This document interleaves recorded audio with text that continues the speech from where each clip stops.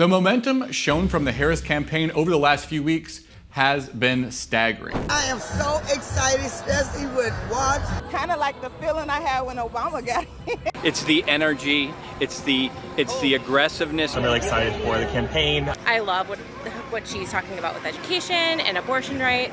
In just the first 24 hours after President Biden stepped out of the race, Harris's campaign raked in $81 million. Compared that to Trump's nearly $53 million bump following his May conviction in New York. The Harris campaign raised another $36 million in the day after she announced Minnesota Governor Tim Walz as her running mate, but new numbers suggest that not all Americans share the enthusiasm.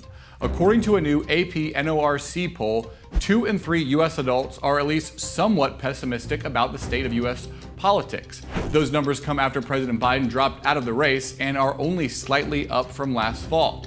Meantime, the same poll shows 1 in 5 U.S. adults say democracy is so seriously broken that it doesn't matter who wins the presidential election in November.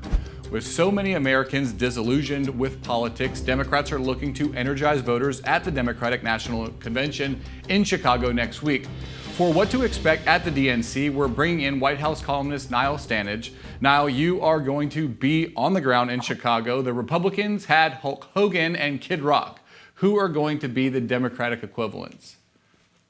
Well, I don't know in terms of celebrity appearances who the equivalents will be, but in terms of politics, obviously former President Obama is a kind of rock star within the Democratic Party. He's going to speak. We expect former President Clinton to speak, as well as Hillary Clinton.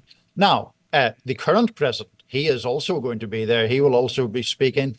And so those are the big headline attractions for an event that Democrats hope will really capitalize upon this sense of momentum that you referred to around the Harris campaign. It's typical, of course, for candidates to get a little bit of a bump from a convention. We'll have to see if that happens for Vice President Harris because, of course, she has already risen in the polls over the past few weeks. What do you make of the whole Biden dynamics? He's going to be speaking on Monday, which there reportedly is still some animosity that remains between Biden and top Democrats who helped push him out of the presidential race. That first day speaking spot not necessarily the most sought after. Are Democrats going to be able to present a united front here? I think it will be a united front in the sense that Democrats are broadly happy that Vice President Harris is the nominee. And obviously, they take a lot of enthusiasm or encouragement from the fact that she has now erased the lead that former President Trump had enjoyed over President Biden. But you do make a great point about the Biden speech on Monday. I think that's an awkward moment by its nature. I think it's a bittersweet moment for the incumbent president. He thought he was going to be going to Chicago to accept the nomination, that was a foregone conclusion, that would be him then moving on to the final general election footing, against former President Trump. Instead, this is something of a swan song for the president. It's a difficult emotional moment for him and his family.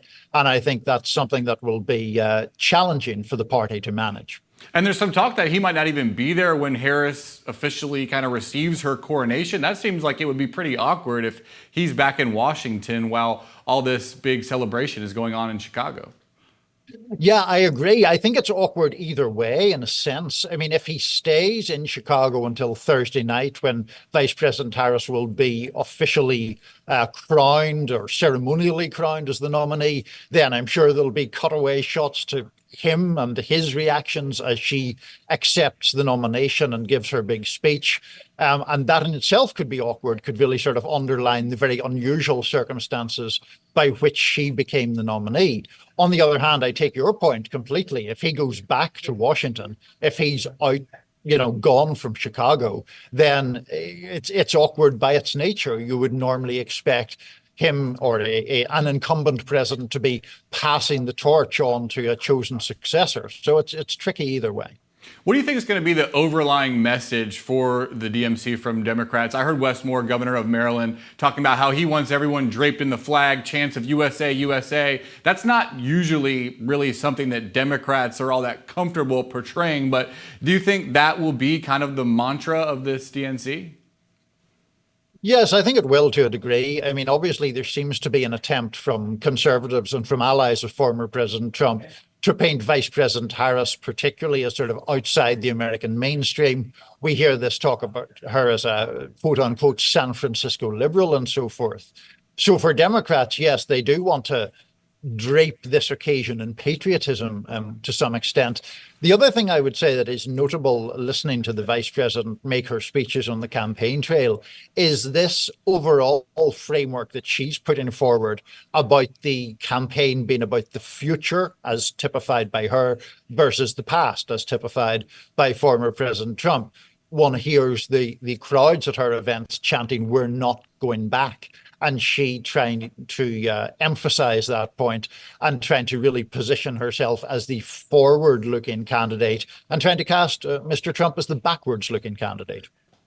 One of the issues that Trump and Republicans have been using to attack Harris is the southern border. Immigration has consistently been in the top 5 of issues for voters this election cycle.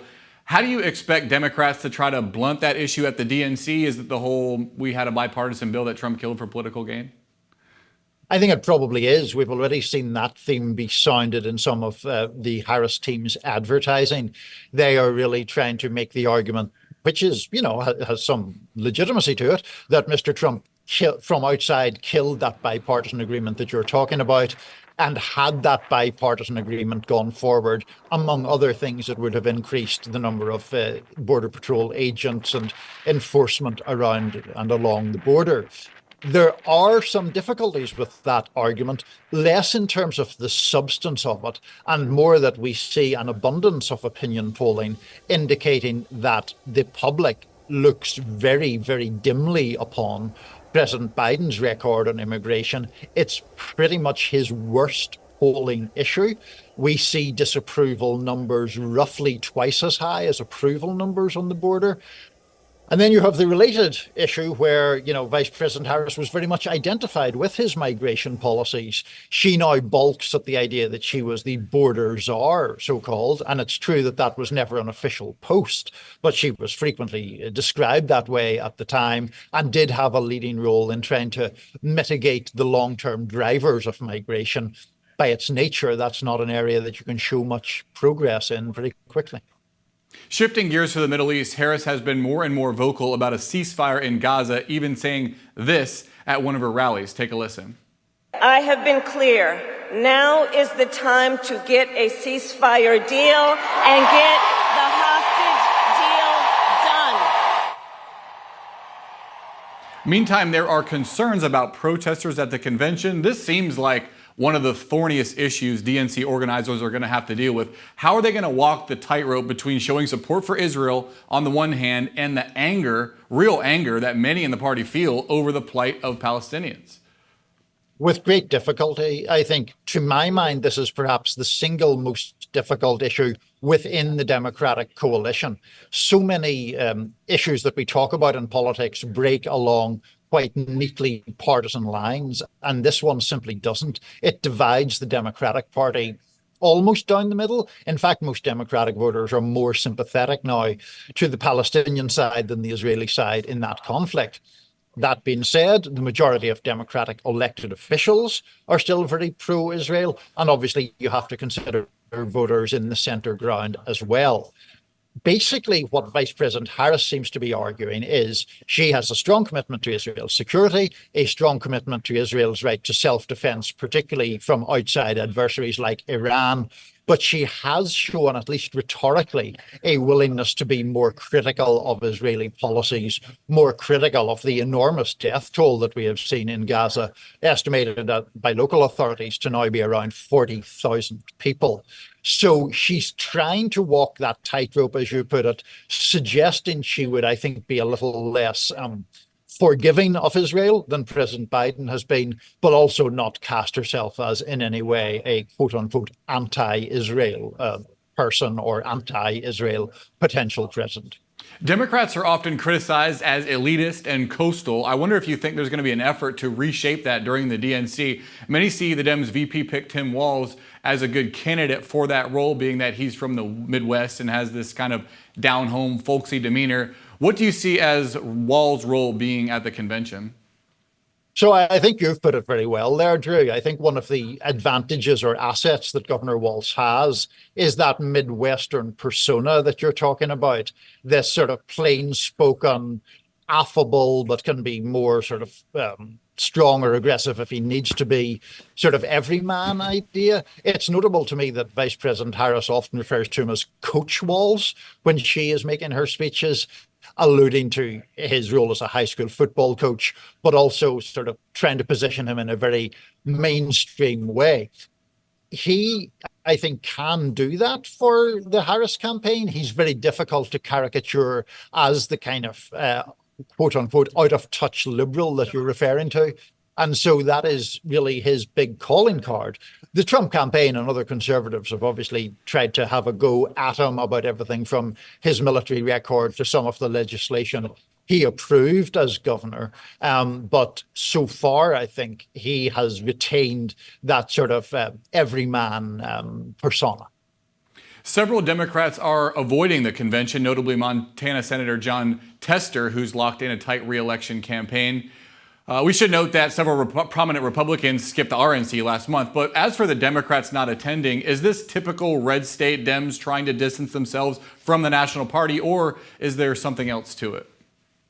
I think that is largely what it is. I mean, someone like Jon Tester running in Montana has a very different political landscape to navigate than someone running in, Massachusetts or Connecticut or anywhere like that. And so there is typically a reluctance by figures like Tester to connect themselves too neatly with the National Democratic Party. So it's not an enormous surprise that he's choosing to keep his distance, not an enormous surprise that he wants to preserve a sort of independent political identity for the sake of strengthening his own chances of re-election in a state that is very, very strongly conservative by its nature. I mean, former President Trump carried Montana by a big margins in both elections that he contested. All right, that's all I got. Niall, thanks so much for coming on. Thank you.